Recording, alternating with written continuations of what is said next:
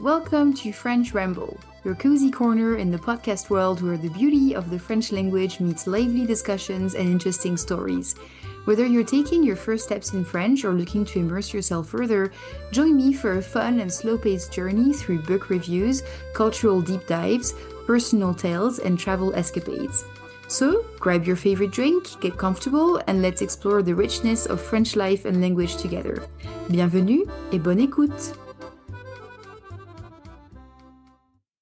Aujourd'hui, je voudrais vous parler de ma liste, ma, ma liste de critères pour le copain parfait. Alors, vous allez penser, mais Julie, mais pourquoi tu nous parles de ça? En fait, c'est parce que j'en parlais avec une élève hier soir et elle aussi, elle a une liste de, comme, like a wish list pour, euh, pour son potentiel copain. Et donc, c'était une conversation que j'ai trouvée très drôle. Et, euh, et c'est vrai que j'en parle beaucoup, enfin, on parle beaucoup des choses comme ça avec mes élèves, comme des relations, voilà, des choses comme ça un peu philosophiques, peut-être. Et donc, je me suis dit que ça pourrait être assez drôle de partager ça avec vous. Et que vous me disiez, vous, est-ce que vous avez une liste comme ça pour l'homme parfait ou la femme parfaite ou la non-binary, perfect non-binary person. Alors, je vous dis. Alors, la première chose pour moi, c'est hyper important. Il doit être sur ma longueur d'onde concernant le féminisme et le patriarcat.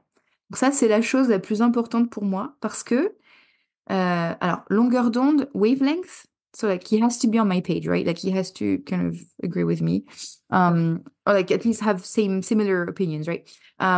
Parce que j'ai déjà été avec des hommes qui disaient des choses très sexistes. Ça n'a pas duré très longtemps. The relationship did not last very long, mais quand même, c'est fatigant. Donc, comme ça, c'est le premier filtre. Deuxième chose, respecte mes projets professionnels. Parce que j'ai des projets, des choses que je veux faire dans ma vie.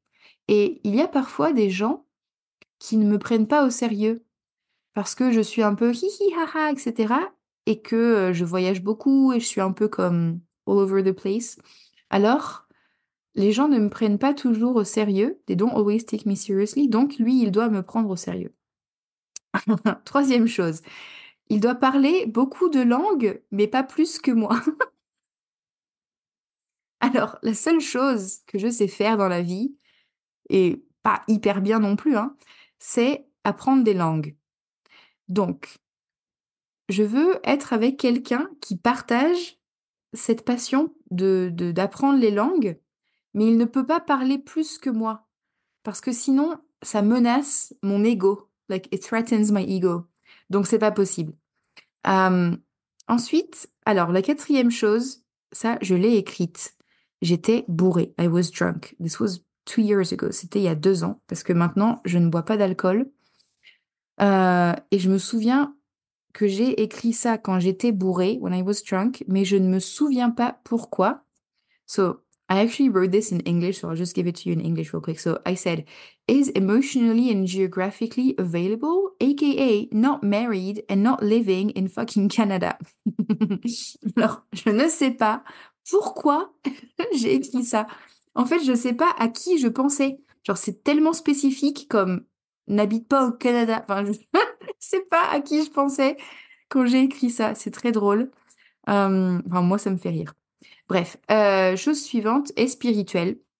Alors, personnellement, bon, je vais dire un truc tellement cliché comme je suis pas religieux, je suis spirituel. Mais c'est vrai, en fait, je n'adhère pas à une religion en particulier. Après, j'ai pas de problème avec les gens qui sont d'une religion en particulier.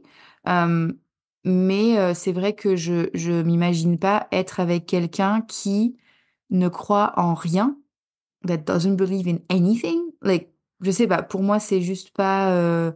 C'est un peu bizarre en fait. Euh, je sais pas. Ouais. Ensuite, peut communiquer ses émotions. Alors, ça aussi, c'est très important parce que malheureusement, la plus grande tragédie de ma vie, c'est que je suis hétérosexuelle Et donc, je suis attirée par les hommes. Et à cause du patriarcat, en général, les hommes ne savent pas communiquer leurs émotions. Pas tous, mais beaucoup. Et pour moi, c'est un problème parce que, en général, les gens qui ne savent pas communiquer leurs émotions, ils laissent sortir les émotions par la colère, par des comportements idiots, etc. Et donc, je pense que c'est très important de savoir communiquer ses émotions. Et j'ai l'impression que les hommes apprennent. Mais en fait, c'est pas, like, c'est même pas de leur faute. Like, it's not their fault. It's just how they're raised. Like, c'est comme ça qu'ils sont éduqués. Et donc, ils ne savent pas parce que depuis qu'ils sont enfants, bébés, on leur dit, oh, stop crying, you look like a little girl, blah, blah, blah. Et donc, ils ne savent pas communiquer leurs émotions parce que elles sont comme, euh, comment dire, refoulées, like suppressed, I don't know. Anyways, bref, voilà. Ensuite, a une passion, une ou plusieurs passions, mais a des passions parce que j'ai vraiment, j'adore les gens qui ont une passion pour quelque chose, même si je ne comprends pas ou je ne connais pas cette passion du tout. Bah, j'adore les gens qui sont passionnés par quelque chose et qui peuvent parler pendant des heures, like hours upon hours, de leur passion. Je trouve ça, j'adore les gens comme ça. Euh, Par exemple, mon meilleur ami, il est directeur, producteur de films. Et quand on s'appelle, il passe 1 heure à me parler de choses, de caméra et de technologie et de d'acteurs et de trucs. Et je comprends pas tout, mais j'adore. Donc voilà, je veux quelqu'un comme ça qui a une passion. Même si c'est un truc que je connais pas, hein, comme, je sais pas, les dinosaures ou des choses de biologie ou des choses historiques, je sais pas, mais j'adore les gens comme ça. Ensuite, et gentil. Et là, je veux dire comme gentil avec tout le monde. Vous savez, les gens qui sont hyper malpolis avec les serveurs au restaurant ou les taxis ou les choses comme ça, j'en ai rencontré dans mes voyages et ça, pour moi, c'est vraiment un drapeau rouge, un red flag vraiment énorme.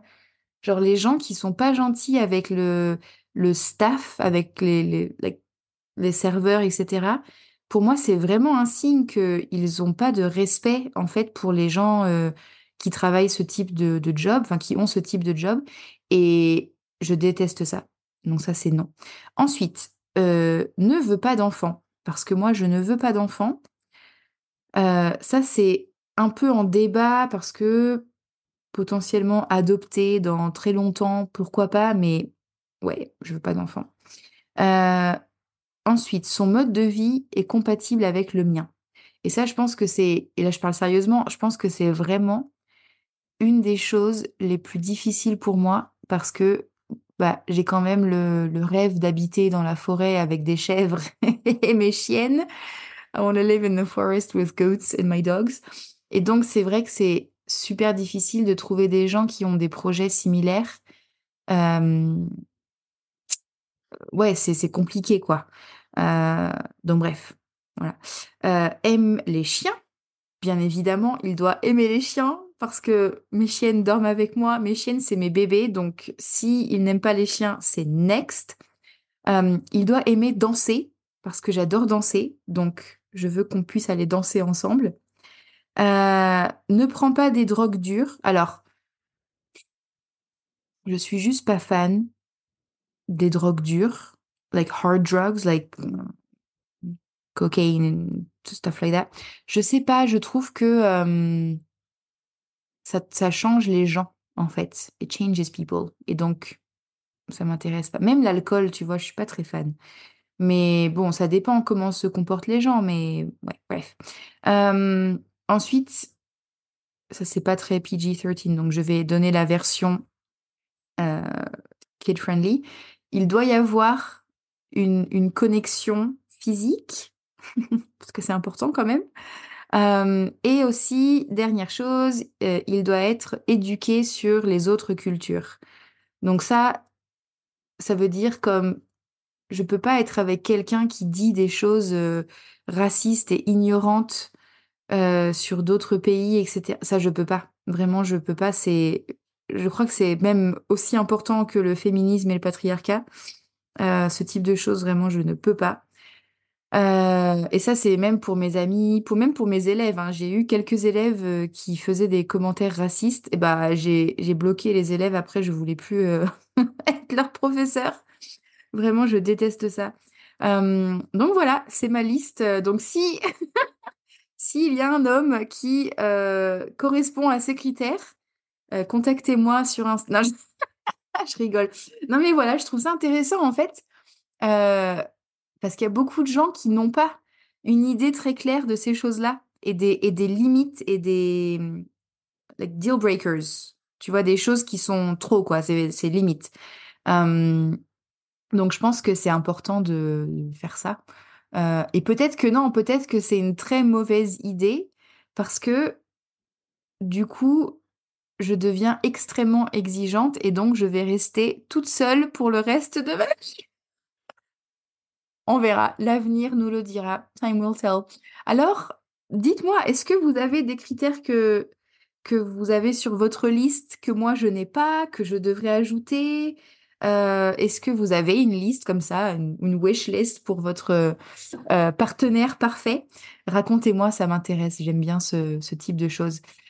Et puis, c'est tout pour aujourd'hui. Alors, à bientôt!